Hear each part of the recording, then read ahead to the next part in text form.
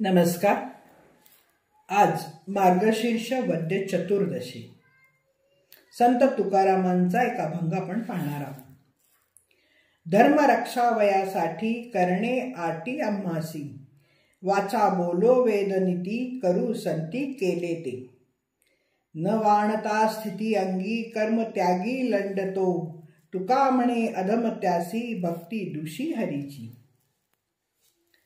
सर्व जनांची ज्ञानदृष्टी झाकल्या कारणाने खरा धर्म काय आहे हे त्यांना कळत नाही. विषय कामाच्या योगाने सर्व भ्रमिष्ठ झाले, म्हणून त्यांना खरी मर्मे समजून सांगायला हवी. विषयाच्या योगाने लोक उन्मत्त झाल्यामुळे हे लोक लाज सोडून धर्म मर्यादा सोडून वागतात. माया पिशाच त्यांना जसे नाचवतील त्याप्रमाणे ते नाचत असतात. तेव्हा या पाखंड मतांचे खंडन करून वेद प्रतिपादित धर्म रक्षणासाठी खटाटोप करणे गरजेचे आहे हे तुकारामांना जाणवले. धर्म संस्थापना करण्यासाठी प्रयत्न भगवंत करतो, तर त्याच्या भक्तांनीही तेच कार्य करायला हवे. प्रथम लोकांना धर्म म्हणजे काय हे सांगायला हवे. विकृत धर्माचे स्वरूप लोकांना उघड करून सांगायला हवं. सदाचाराने वागून स्वधर्माप्रमाणे वागायचे सोडून समाजातील उच्चवर्णीय लोक चहाड्या चुगल्या करून चोऱ्या करून पोट भरत होते. धर्माच्या नावावर भोळ्या लोकांना फसवत होते. नीच लोकांची चाकरी करत होते. देवद्रोह धर्मद्रोह करणाऱ्या अशा लोकांच्या बद्दल तुकारामांना अतिशय चिडली.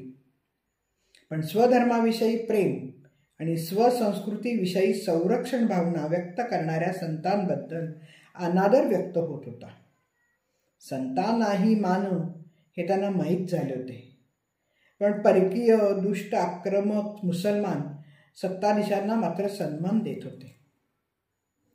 अशा स्वाभिमान शून्य पोटार्थी लाचार लोकांच्यामुळे धर्म धोक्यात आला होता. शांती, दया, क्षमा, शुचिता, भक्ती, सदाचरण यांचा मागमूसही राहिला नाही. अपमानिले वेदपाठक, सात्विक शास्त्रज्ञ संपन्न. पाऊस कमी झाला, धान्य कमी पिकू लागले, गाव सोडून लोक जाऊ लागले, गाव ओस पडली. तेव्हा तुकारामांनी धावा करून परमेश्वराला गांजलेल्या लोकांना दुःखमुक्त करायला सांगितले. आगाये वैकुंठ नायका, काय पाहतोसी या कौतुका. लोकांची ही स्थिती आसमानी व सुलतानीने कहर केला असता धर्मसंस्थापनेच्या ईश्वरी कार्याला आपणच हातभार लावला पाहिजे असे या संताला वाटले. त्यांना आपला जन्मच या कारणासाठी असं वाटू लागलं. आम्ही वैकुंठवासी आलो याची कारणासी. जग अधर्माच्या आडरानात सापडले, तेव्हा खऱ्या धर्माचे स्वरूप स्पष्ट करून सांगण्यासाठी आम्ही भक्तीचा डांगोरा पिटून कलिकालालाही दशत बसू असे विश्वासाने ते म्हणू लागले. ही प्रेरणा तुकोबांना वैकुंठपतीकडूनच मिळाली आणि आपल्या जीवित कार्याविषयी ते सांगू लागले की धर्माचे रक्षण करण्यासाठीच आम्हाला सगळा खटाटोप करावा लागतोय.